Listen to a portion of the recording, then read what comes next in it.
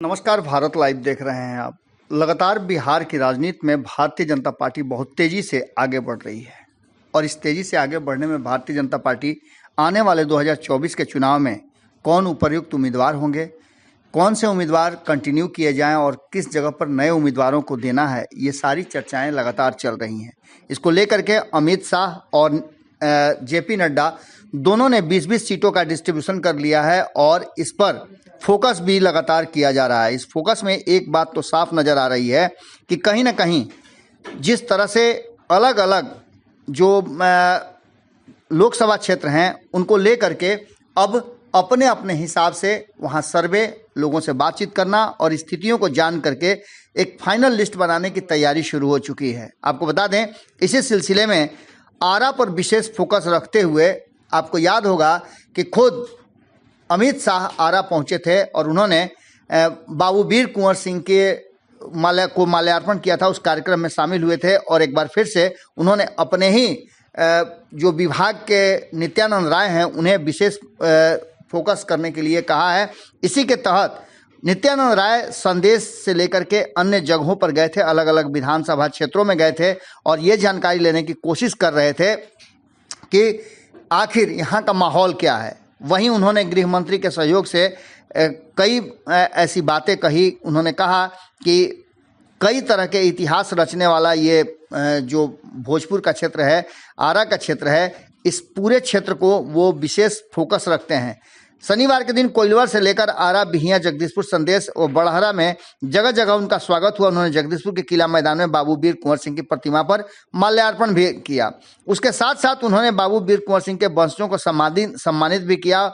उसके लिए वो दलीपपुर गए थे। इसके साथ साथ उनके साथ कई नेता थे। ये तस्वीरें कुछ अलग बातें कह रही थी और इन तस्वीरों में जिस तरह से नित्यानंद राय के इर्द गिर्द जो लोग थे वो साफ बता रहा था कि कहीं ना कहीं अब एक नए जो तैयारी है उस तैयारी में भारतीय जनता पार्टी खास करके फोकस कर रही है आरा को।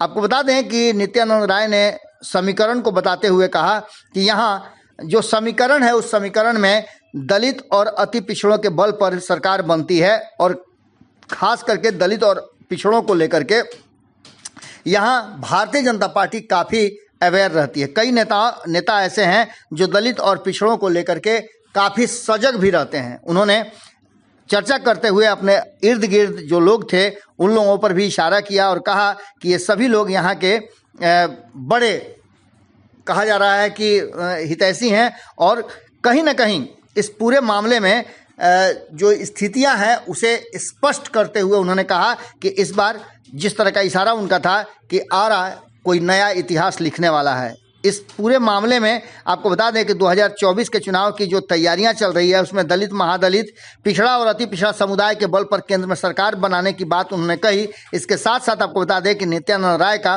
भव्य स्वागत करने वालों में शिक्षाविद कन्हैया सिंह और अन्य भाजपा नेता मौजूद थे।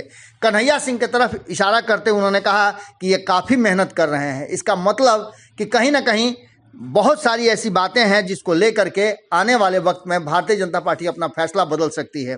कन्हैया सिंह लगातार एक शिक्षाविद के रूप साथ साथ समाज सेवा में भी बढ़ चढ़ कर हिस्सा लेते हैं और ये बातें भारतीय जनता पार्टी को अच्छी तरह से पता है। जब से कन्हैया सिंह भारतीय जनता पार्टी ज्वाइन किए हैं तब से लगातार केंद्रीय नेतृत्व का फोकस उन पर है और उनके काम करने के शैली को और उसका इनपुट लगातार लिया जा रहा है। आपको बता दें कि जिस तरह से नित्यानंद राय ने कन्हैया सिंह का नाम लेते हुए जो बातें कही वो काफ़ी महत्वपूर्ण है। अब देखना दिलचस्प होगा कि आने वाले जो लोकसभा है उसमें जो लिस्ट तैयारी हो रही है उसमें किसका किसका नाम है और किसे जिम्मेवारी मिलती है। क्या अपने पुराने ही सांसद पर भरोसा करती है या फिर बदलाव होता है। कहा तो ये जा रहा है कि भोजपुर में खास करके आरा की बात करें तो आरा में अब स्थानीय की डिमांड चल रही है और इसको लेकर के भारतीय जनता पार्टी नए सिरे से सोच सकती है। जुड़े रहिएगा भारत लाइव के साथ। बहुत बहुत धन्यवाद। अगर ये वीडियो पसंद आई और वह बिहार के राजनीति और बिहारियत से सरोकार रखेनी तो सब्सक्राइब बटन दबा के चैनल के सब्सक्राइब कर ली। ओजे एगो घंटी बा, ओकरा बटन दबा देला से कुल सटीक और मारक खबर रुआ मुफ्त में मिल जाई। अगर रुआ पत्रकारिता के हमनी के नया प्रयोग में सहयोग कर चाहतानी तो ज्वाइन बटन दबा दी। पेटीएम नंबर नोट कर ली 9386816700। धन्यवाद।